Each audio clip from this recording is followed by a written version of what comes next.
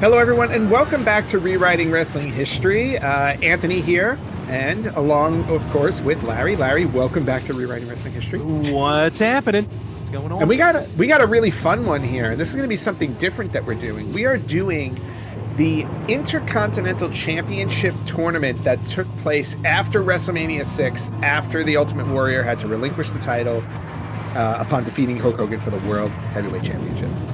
Yes, this not a single night tournament, but it was a multi-week tournament. We're going to go through this. Is one of the few times that the Intercontinental title, probably the first time that it was vacant. And the outcome of this, we're going to see how this one goes about. This might definitely be guaranteed rewritten.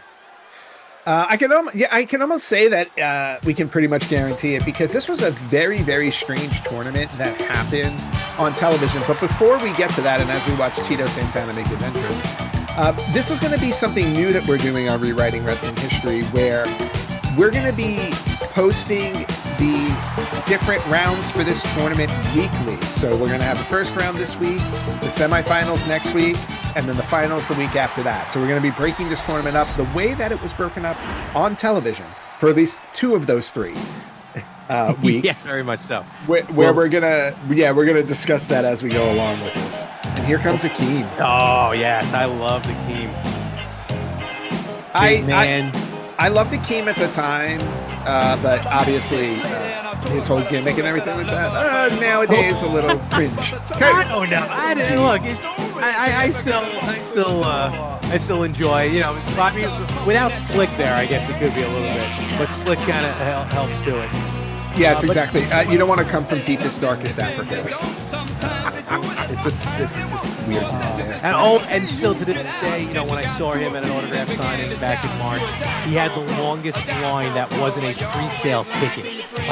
And I was so happy to see his line. People still love it. Akeem one-man gang, if you will. Yes. And for those of you who are not well versed in this tournament that happened in 1990, it was an 8-man tournament to determine a new Intercontinental Champion. Like we said, the Ultimate Warrior had to give the title up, because back then the rules in the WWF were you could not hold two singles titles, or two titles in general, I think, at the same time.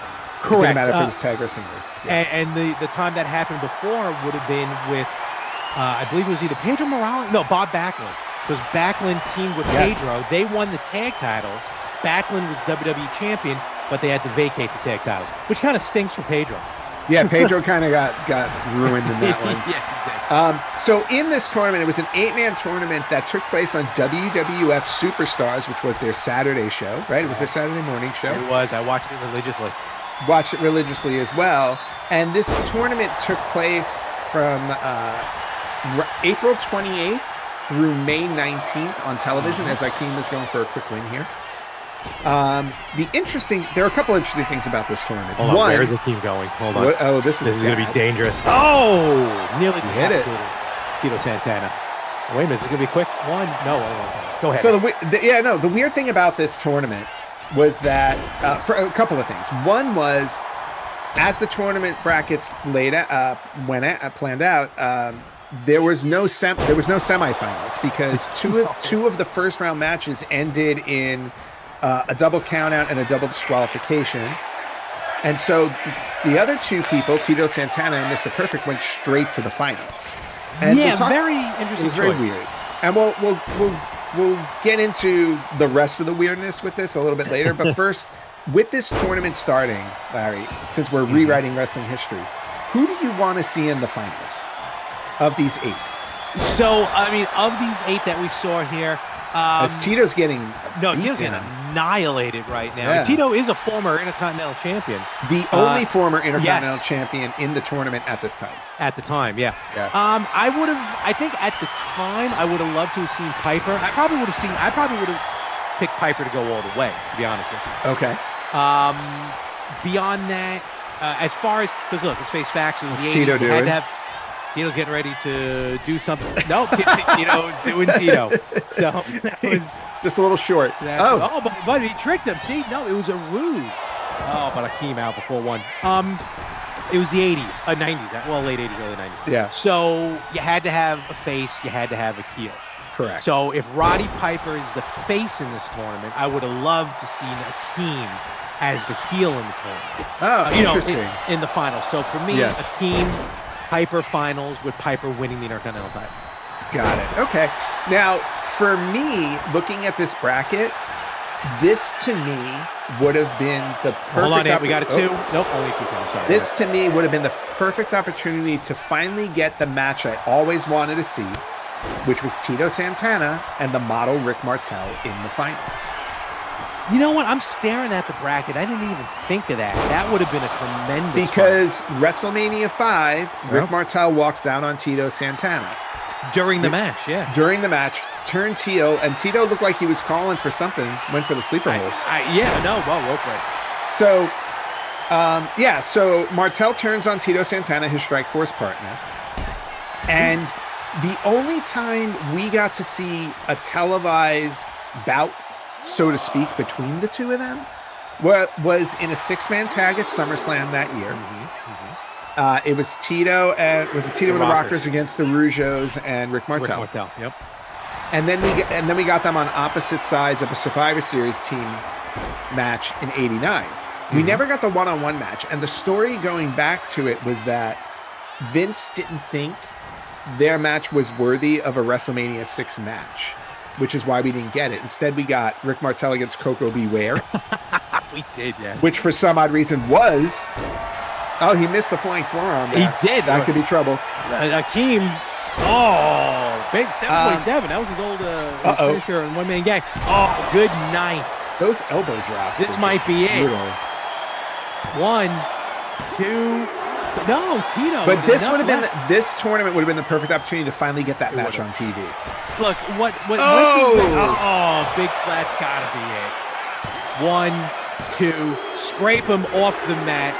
Just like that opening match, we have rewritten wrestling history already because Tito went to the finals. He did.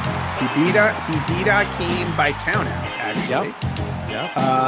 He then had the bye. Yeah, and then he had the bye in the second round. He actually hit Akeem with a flying forearm, and it knocked him out of the ring. Makes sense. Yep. What goes through Vince's So I'm not getting what I want, by the way. No, I am so far. So far, I'm on tap here. Yes. Bruce Beefcake and Dino Bravo. Now this should be an interesting match. Originally ending in a double countout. Yes, this was one of the ones that caused the bye.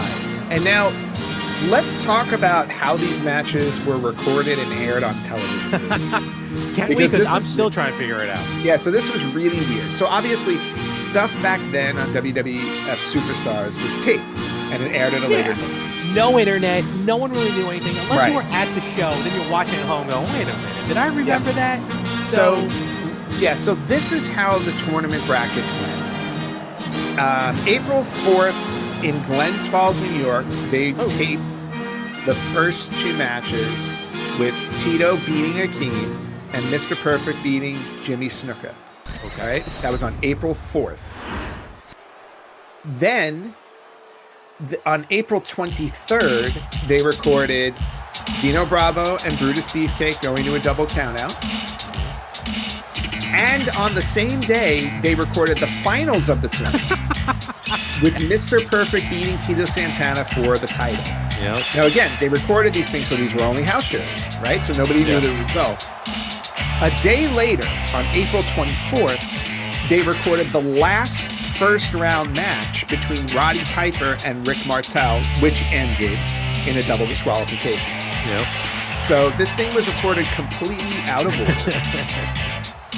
It's like filming a movie. Yeah, they basically, so like the last match of the first round was recorded after the finals had already taken place.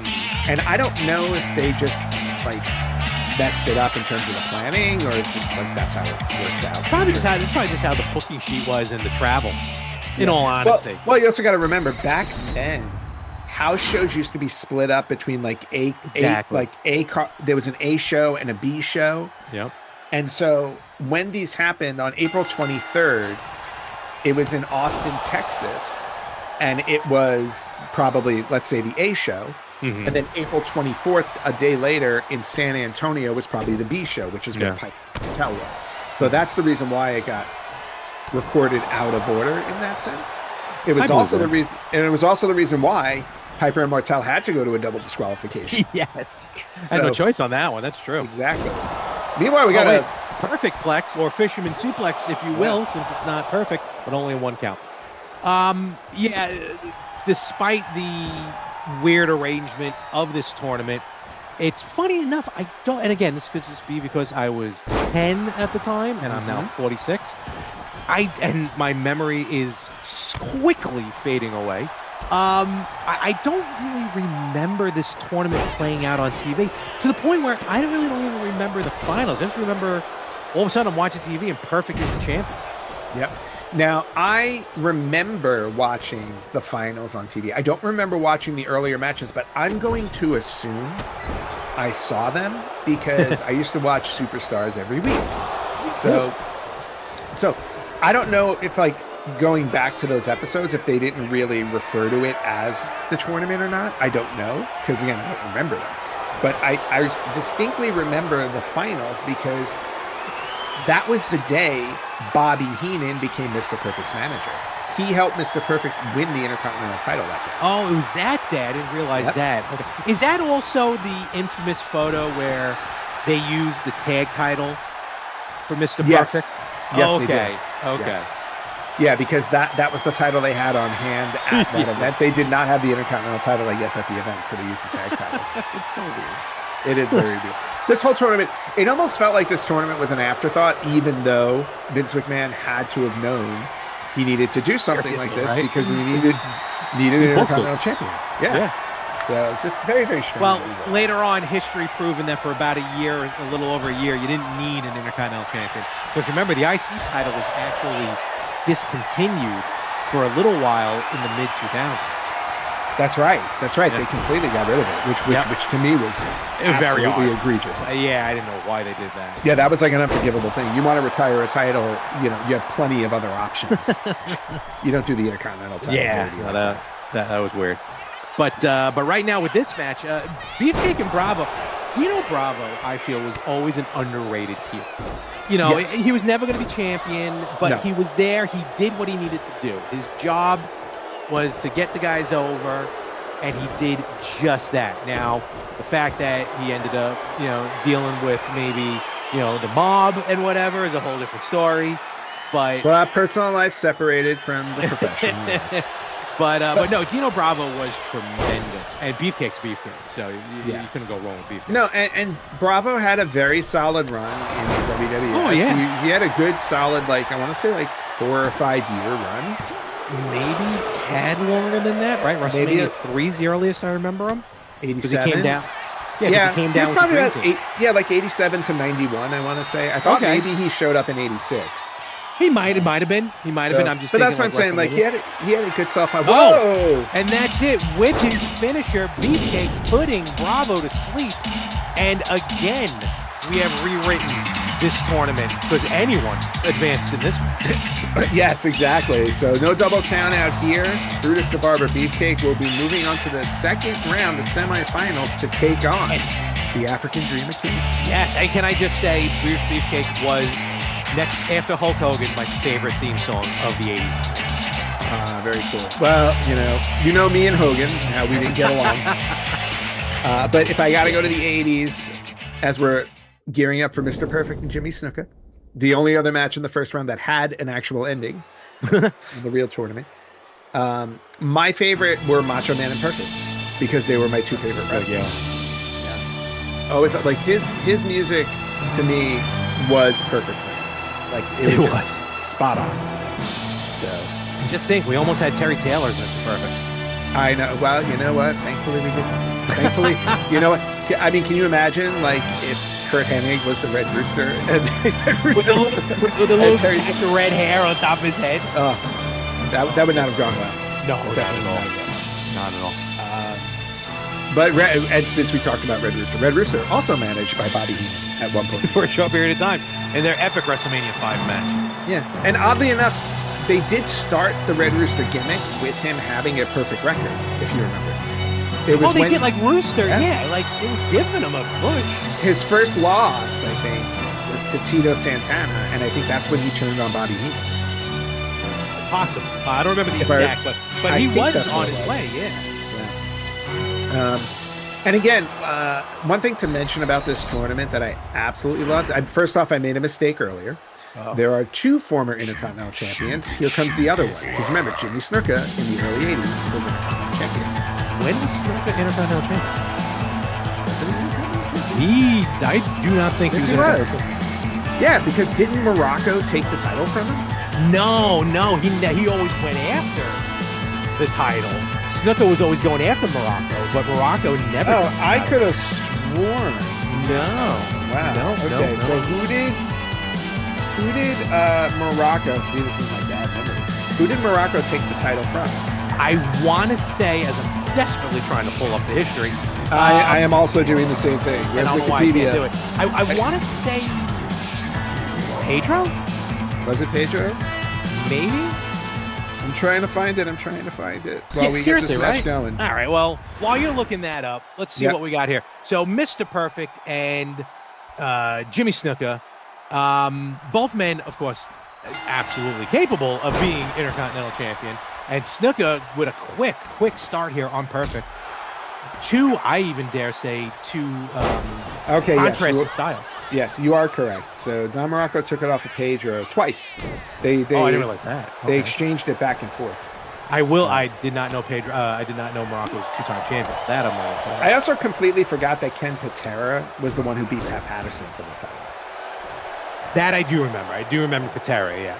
Yeah, but no, for Now- some odd reason, I thought it went from Pedro to Morocco to Snuka to Morocco.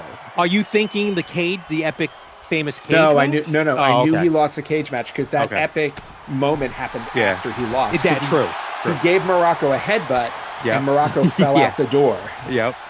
That I remember distinctly. But for some odd reason, I thought he did have the Intercontinental title. So I'm upset. So actually, I will correct my correction. I was correct originally. Oh, all right. Tito- you just gave me a headache.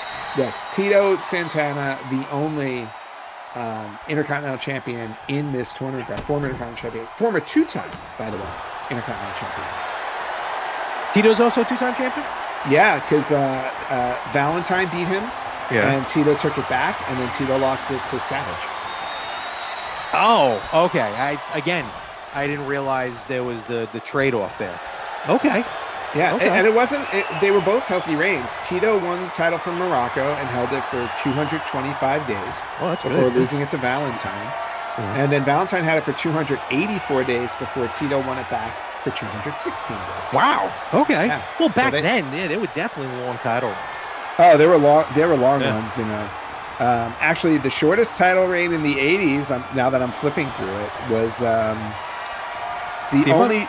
Yeah, it was Steamboat for 64 days. Everybody that's else what he- had it for over 100. That's what you get for wanting to go see a kid be born. So. That's right. You know what? Everybody makes a mistake. I went from the Meanwhile, shortest to the longest then. yes. Oh, look at that. Nice move So, working on the lower back here. Obviously, for me here. Oh. Nice. Obviously, for me here, I was very happy when Mr. Perfect won this tournament because I actually wanted him to beat Hogan for the championship back then. Like, I wanted him to win the Royal Rumble in 1990. I was so mad when Hogan won that Rumble, especially when years later, as an adult, I learned that Mr. Perfect was slated to win that Rumble until Hogan opened his mouth.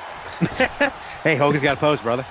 Yep. Hey, look, Perfect was the perfect, no pun intended, or maybe so, Intercontinental Champion. As right now we have a cover, and Snuka looks out of it. No, well, he always looks out of it, to be fair. Perfect and the Intercontinental title really did go hand in hand in the 90s. You're always talking about like the Intercontinental title is the workhorse title. Yes, it is. That plays to Perfect to a T. Yep.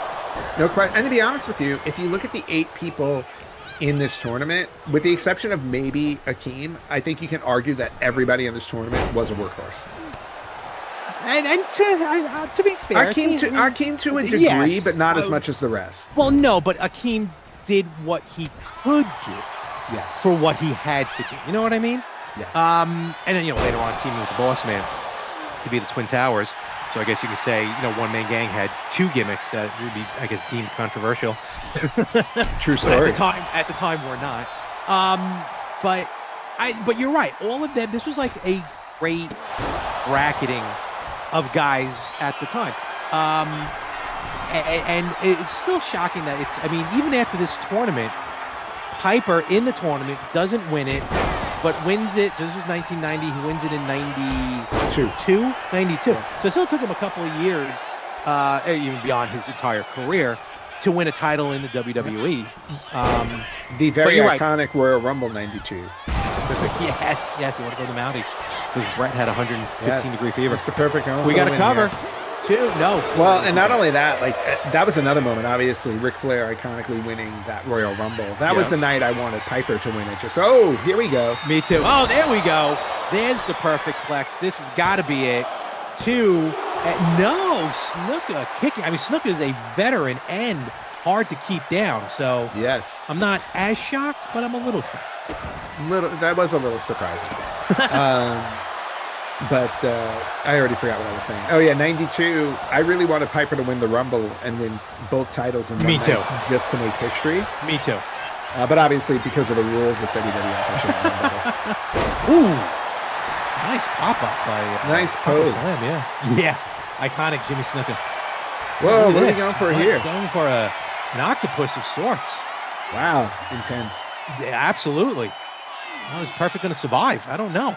No, he does it. Holy wow. Unbelievable.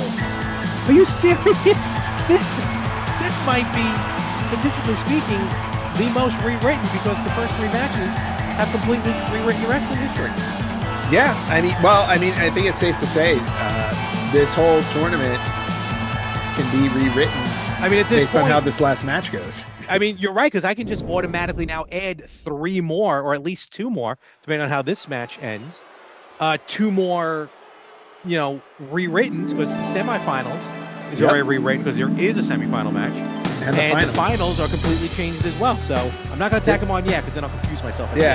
But this entire show has been rewritten already, because no matter the only way only one match can be preserved at this point, and it would be these 2 guys, getting eliminated together. We'll see what happens. Rick Martel, I'm happy to see nowadays starting to make the rounds of the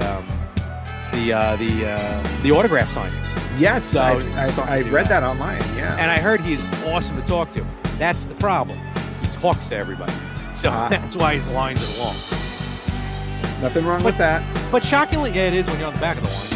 But shockingly enough, he does not sell cans of arrogance. You would think that would be a money maker.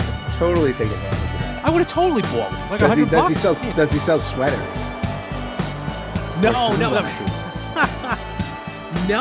listen, if anything, I would have guessed that arrogance can. There were people, though, who made homemade arrogance cans, that aerosol spray can, or pump can, I should say.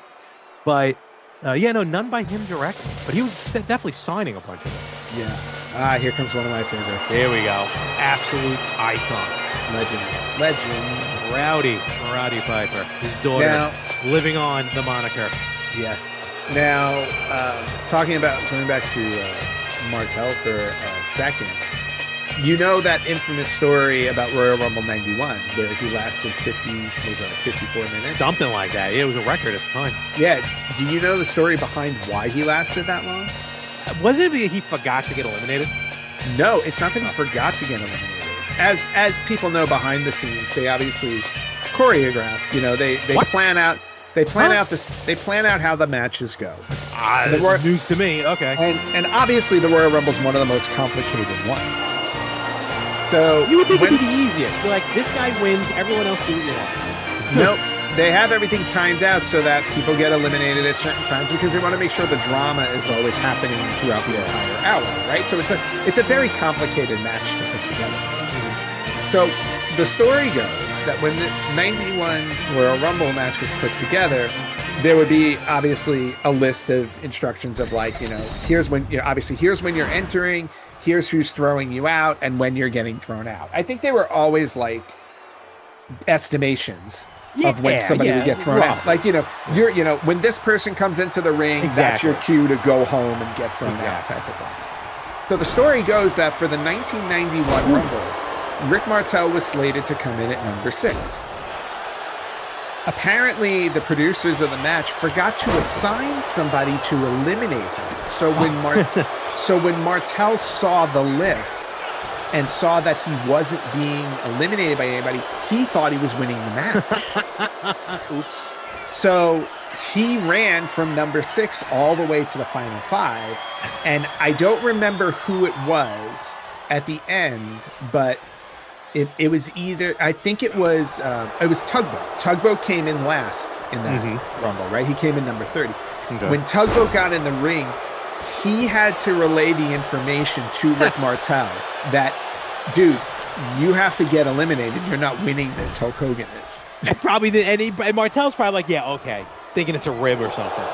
Well, no, and remember, a referee couldn't relay it because there was no referee in the ring. They were on the outside. So Martel was going through the whole match, thinking like, "Oh, I'm gonna be the last one standing." But lo and behold, yes, he was. Now how true that story is, I don't know. I mean, who knows nowadays? But it sounds interesting enough to not be fake. You know what I mean? Oh yeah, look, what is it? Perception is reality, or reality is perception, whatever it is. Sometimes these stories, become so. Ooh, that was a vicious knee to the temple. And I think he busted them open. Whenever you see that little flash of light on the screen, I just assume that's when they get busted open. It's either that or it's a hard hit, I think. Piper's just running this match. No, Piper wants to advance. He's like, look, I'm not repeating this. I want to get, the more you wrestle, the more you get paid. Piper's like, I'm not waiting till 92. I want that title now. Oh, nice shot. Even very Piper-esque, kind of fell on the way down himself. Yes, that was always very Piper. It was. He was. Him and Funk were like that. They were sloppy, but controlled sloppy. And I will go on record to say also, Rick Martel to me as a heel, probably it was kind of a shame to me that he never had a singles title in the WWF, because I thought he was one of the best mid-card heels at the time. The model. Well, I've said it on previous shows here when we've seen him. Nice reversal. Oh, wait a minute. Oh, reverse DDT. That wasn't invented yet, was it?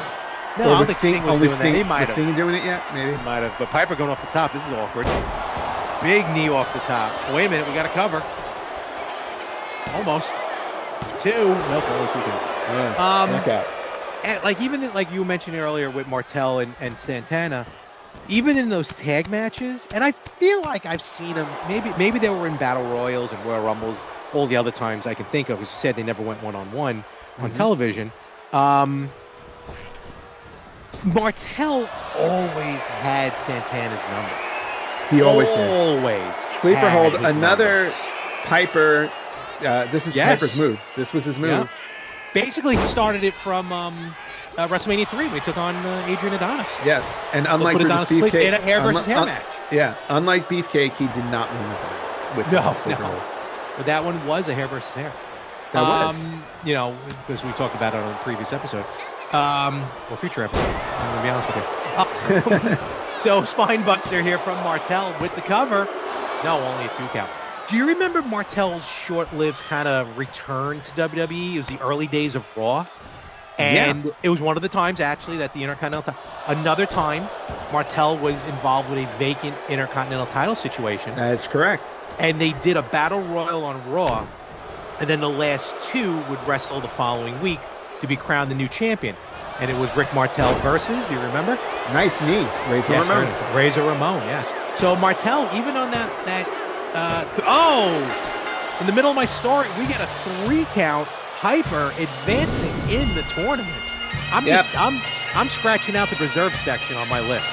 So that's it. We have completely rewritten this whole thing right out of the first round. I'm giving it a 100% rewritten. This is the highest rewritten of all time.